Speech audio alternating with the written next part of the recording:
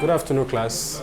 Now, in today's class, we'll be able to talk about elasticity of demand. And under elasticity of demand, we'll be looking at the types of elasticity of demand we have, the types of elasticity of demand we have. We should be able to examine the factors that determine demand, factors that determine demand. Also, we should be able to differentiate between changes in quantity demand,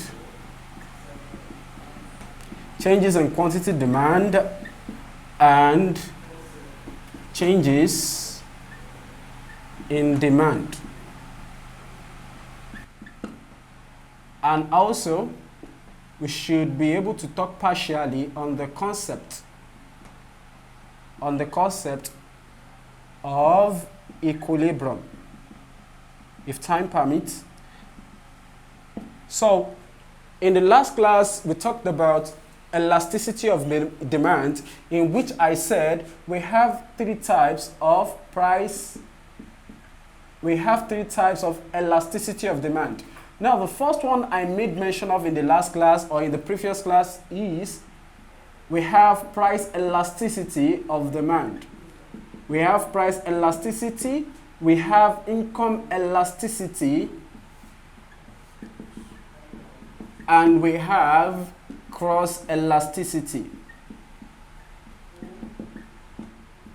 And also in the last class, I was able to identify the types of price elasticity we have. Now, I gave us an example of the types of price elasticity we have, in which I mentioned the 5 types, which I said we have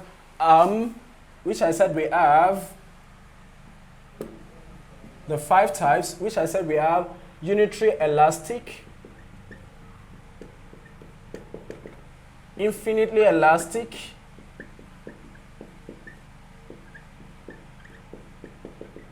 we have zero elastic, we have relatively elastic,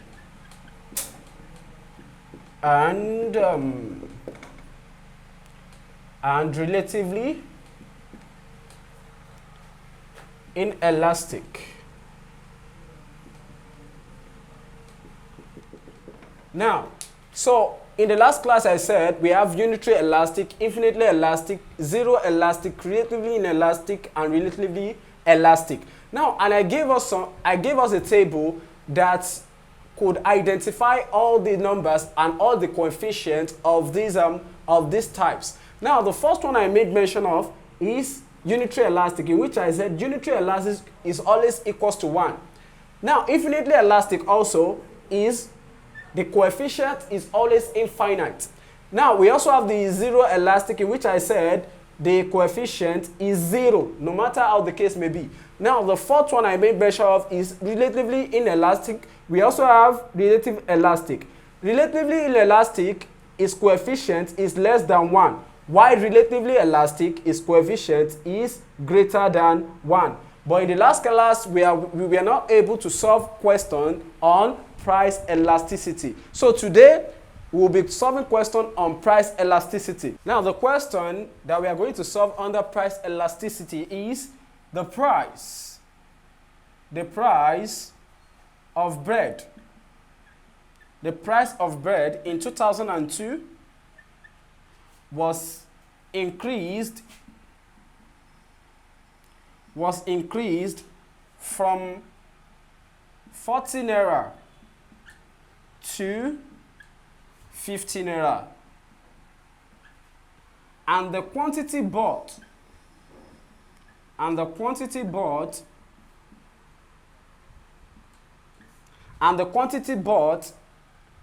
per week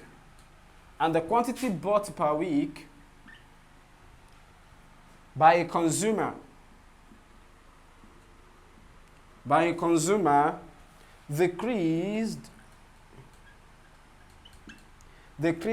from 160 loaf worth of bread, 160 loaves to 80.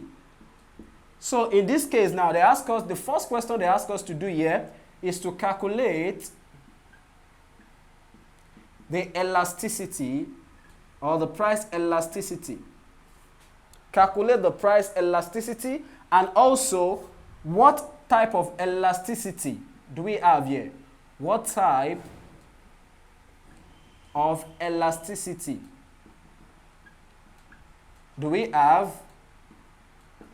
And the third one, they ask us, how did you derive your conclusion? How did you derive, or how did you arrive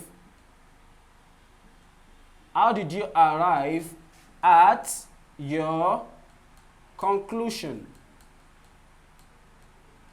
How did you arrive at your conclusion? So we'll be solving this question now using the formula that was given to us in the previous class.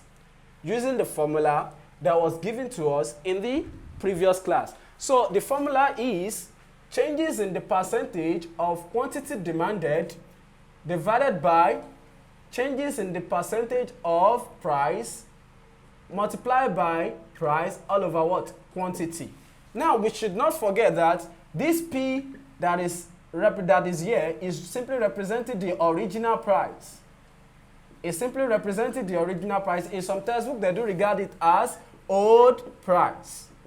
So while the quantity that we have there in the question is simply representing original quantity, that is when the quantity was original bought. So we have original quantity, or we can also regard it as old quantity.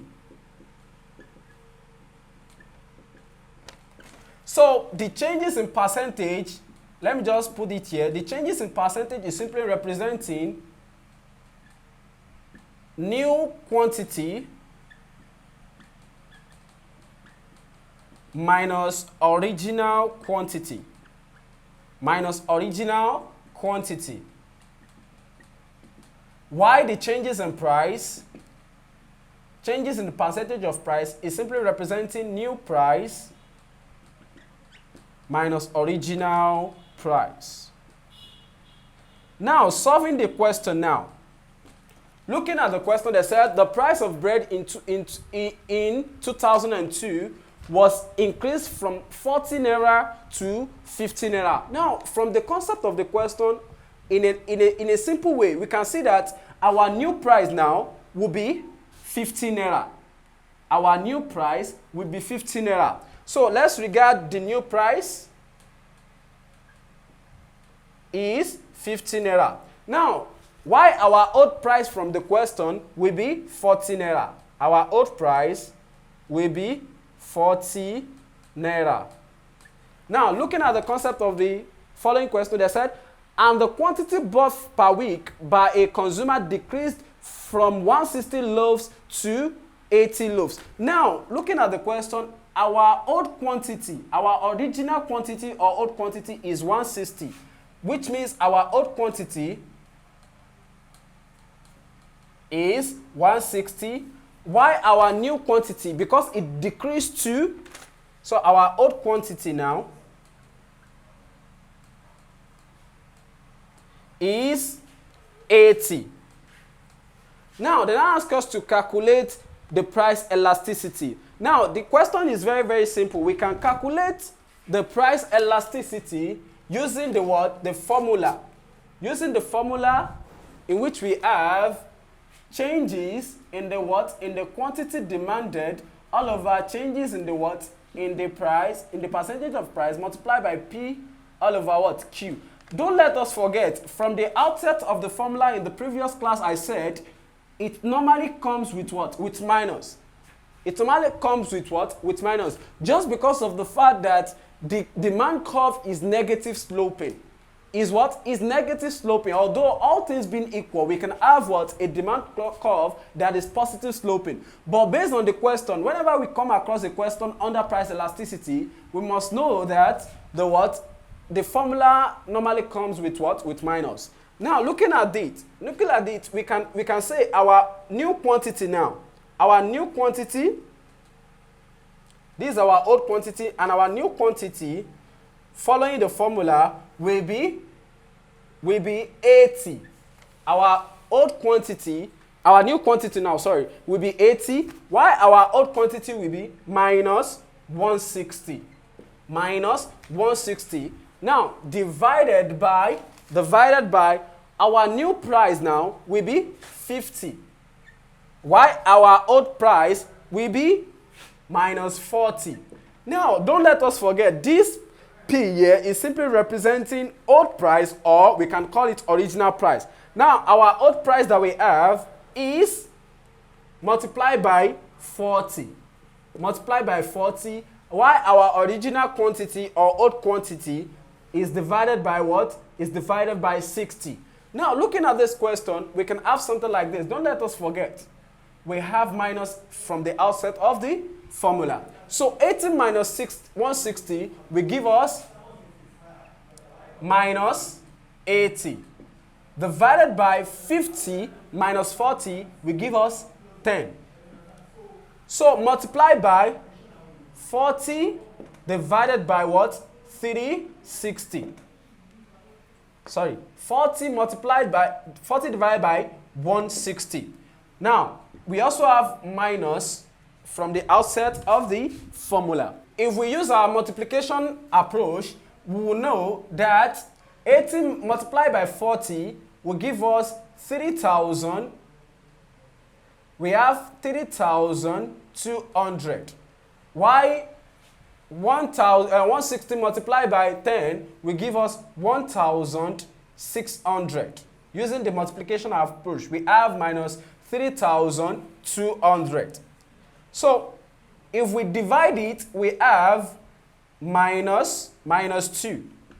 We have minus 2. So, minus times minus will give us what? 2. So, our answer for the first, in order to find the coefficient, or to calculate the elasticity, will be equals to what? Will be equals to 2. So we've answered the first question, which simply means they ask us to calculate the price elasticity, which is equivalent to what? 2. Now let's move to the second question. They said, what type of price elasticity do we have? What type of price elasticity do we have? So the type of price elasticity we have is relatively elastic. We will say it is relatively elastic. Relatively what? Elastic. Why do we call it? They now ask us, how do you arrive at your conclusion? Why do you call it? It simply means, why did you call it relatively what? Elastic. The reason why we call it relatively elastic is as a result of the fact that it is more than one. Whenever we have a coefficient of elasticity being greater than 1, we are going to regard it as what? As relative elastic or relatively elastic. Or you call it fairly elastic. That's another name. So that's how we derive at our answer. So we've answered a question on the price elasticity of demand. So why did you ignore the percentage? Now, thank you very much. There are some questions that does not come with percentage. And there are some questions that do come with percentage. When we are regarding some objective questions, am I communicating? So objective questions normally deal with percentage. Do you understand? But if you look at this question, if they ask us to express, there are some questions that don't follow the rules of percentage. That's the reason why we ignored the percentage. All things being equal. So do you understand? So there are some questions that only follow the perception of what percent, and there are some questions that follow the perception of percentage. Do you understand now? So that's it about that. So let's move to the second branch where we have income elasticity. So we are done with price elasticity. So let's move to income elasticity. Income elasticity. Now, before we move to the calculation of income elasticity, we need to recognize or understand what income elasticity is all about. So what is income elasticity? Now, the first thing that should be our impression is we should break it down to the lowest value. What is elasticity itself? Now, whenever we look at elasticity, it simply means the degree of responsiveness. How does consumer respond to quantity demand or changes in quantity demand? How do the consumer respond to that? So income elasticity can simply be defined as the what? As the degree of responsiveness. As the degree of responsiveness. As the degree of responsiveness in which changes in quantity demanded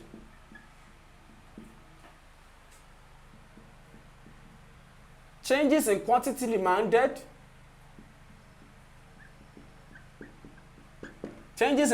demanded lead to a changes in income. So we can just say income elasticity of demand simply means what? Degree of responsiveness in which changes in quantity demanded lead to what? Changes in income. We can also use it in vice versa method, all things being equal. We can also say is a degree of responsiveness in which changes in income lead to a changes in quantity demanded. Now, looking at this income elasticity, it can be denoted or it can be what? Represented in this form. We can say changes in quantity demanded or changes in the percentage of quantity demanded divided by changes in income. Changes in income multiplied by what? Income divided by quantity demanded or demand. So this is a way in which we can use to calculate the price, the income elasticity of demand, where we have changes in quantity demanded all over changes in income multiplied by what? Original income all over original quantity. Now looking or going by this income elasticity we are talking about is furtherly subdivided into two. We can have positive income elasticity. We can have positive income elasticity and we can have negative income elasticity. And we can have negative what? Income elasticity. Now looking at it. Now positive income elasticity is a type of income elasticity in which an increase in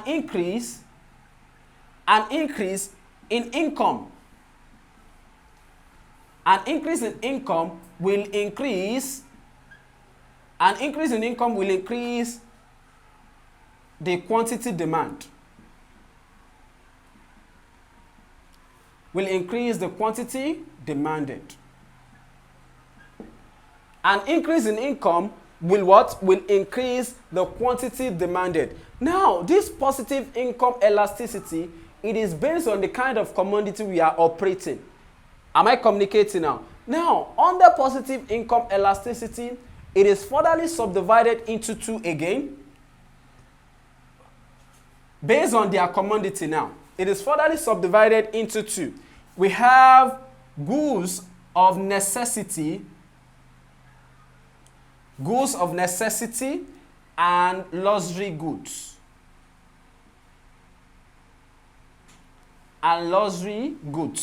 Now, I said positive income elasticity occur when we have an increase in income which necessitates increase in the quantity demanded. Don't forget, this positive income from the outset, it is a normal good.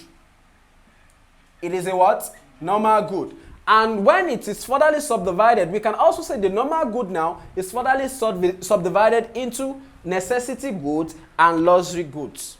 Am I communicating? And these necessity goods now, whenever we have an income elasticity in which its coefficient is less than 1, that means we are talking about goods of necessity.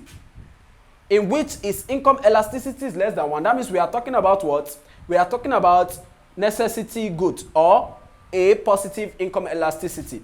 Now, whenever we have our price elasticity based on income or our coefficient of income elasticity is greater than 1, that means we are talking about luxury goods. That means we are talking about what? Luxury goods. Now, whenever we have, let me say it again, whenever we have a necessity goods, that means the income elasticity, that is the coefficient, is less than 1. Whenever we have luxury good, that means its coefficient is more than 1. Now, negative income elasticity now. Now, negative income elasticity also has its own goods. Now, its own goods is, we call it an inferior goods. We call it an inferior goods or inferior commodity, in which an increase in income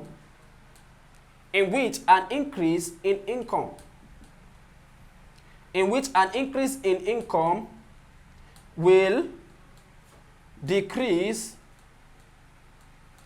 the quantity demanded. Will decrease the quantity demanded.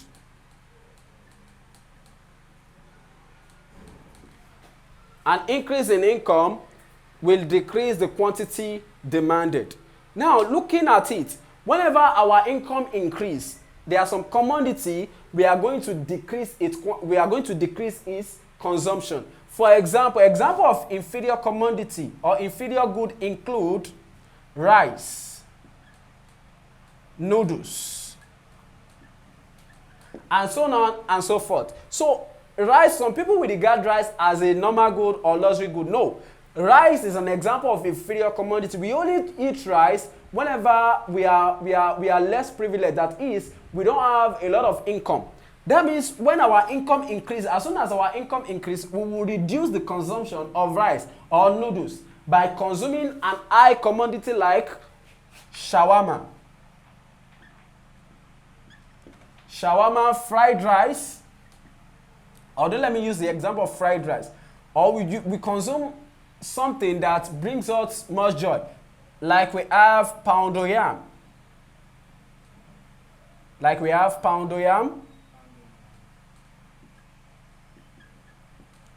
Which we only consume during the festive period. So, based on that, these are examples of negative income elasticity, inferior goods. So, an increase in its own income will decrease the quantity demanded. Let's move to the calculation of income elasticity. Now, they said a weekly income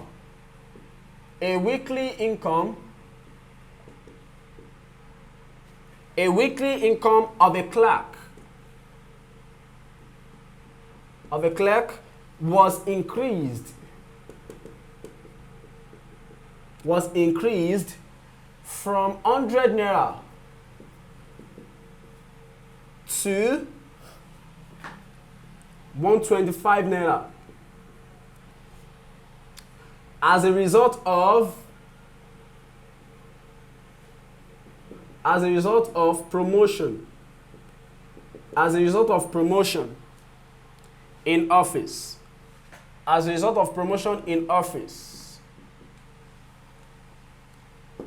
So he is able to purchase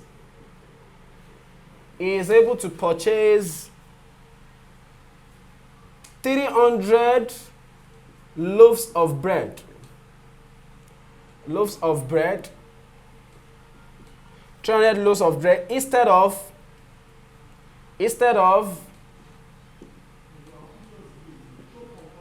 200 per week. The first thing they ask us to calculate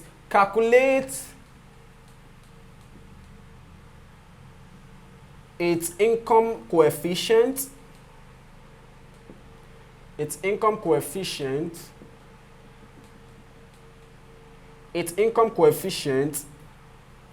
They ask us, is it elastic or inelastic? And the third one, they say what kind of good is bread? What kind of good is bread?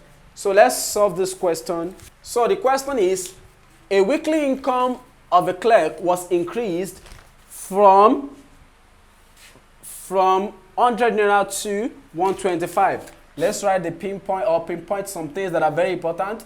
From 100 naira to 125. And as a result of promotion in office, he is able to purchase 300 loaf of bread instead of 200. So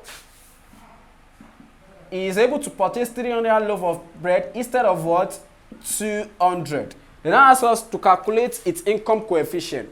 Now looking at it, this is our old income. This was the income he was receiving before he got the promotion. After he got the promotion, he started receiving 125 naira. Now, as soon as he started receiving that 125 naira, his consumption also increased. Looking at it, 300 naira, it was what? He was buying 3 loaves of bread. As a result of the fact that his income increases. Do you understand? So, before his income increases, he was purchasing or buying 200 loaves of bread per week. So when the income started increasing, it increased to what? 300. So in order to calculate that, our formula goes like this.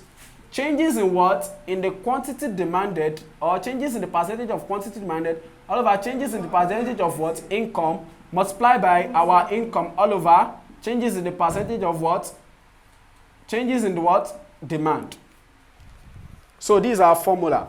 So let's bring out our new quantity demand.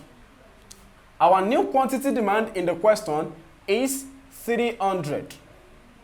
While our old quantity demanded is 200. Divided by our new income. Our new income now is 125. While our old income is 100. Now, our original income, that is income that he was receiving before he got the promotion, is 100. And the commodity he was purchasing when he has that, before he got the promotion rather, is 200. So we have to calculate its coefficient. 300 minus 200, we have 100. Divided by 125 minus 100 will give us 25. Multiply by 100 divided by 200. So we have something like this. This one cancel this one cancel this. So we have 2 year 1, we have 2 year 50. We have 25 year 1, we have 25 year 2.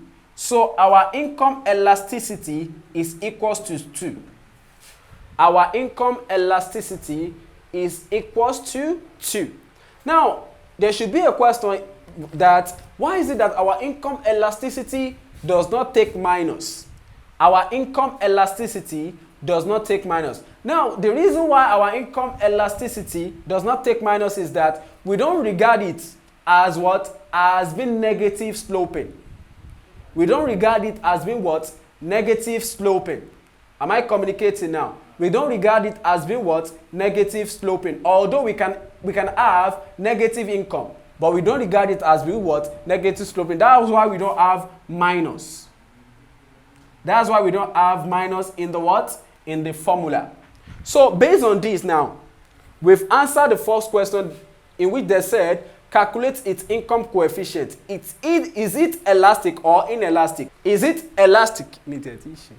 Is it elastic or inelastic? So if you look at it, we are going to use the perception of the types of price elasticity we have. You can see this one is what? Is greater than 1. That's the reason why we are going to tell them it is elastic. That is relatively what? Elastic. So that's the answer to the second one. So they now ask us, what kind of good is bread? What kind of good is bread? Now looking at the question, they said when his income increases. Am I communicating? It started what? It started purchasing more loaf of bread. Or it decreased. Let's do the question again. is able to purchase 300 loaves of bread instead of 200 per week. Instead of what? 200 per week. He was able to purchase what? He was able to purchase 300 loaves of bread when his income increases. Now listen. Negative income, let's analyze it this way. Negative income is a kind of what? Income elasticity, in which when our income increases, our consumption will reduce. But positive income is a kind of income in which when our income increases, our what? Our demand will also increase. So based on this, we can regard this as a negative income. So bread in that question is a normal good. Bread in that question is a what? Is a normal good. Because its consumption, the consumption of the clerk increases as its income increases. So I think with this aspect, we were able to cover some things. So in the next class, we'll continue from where we stopped. Thank you.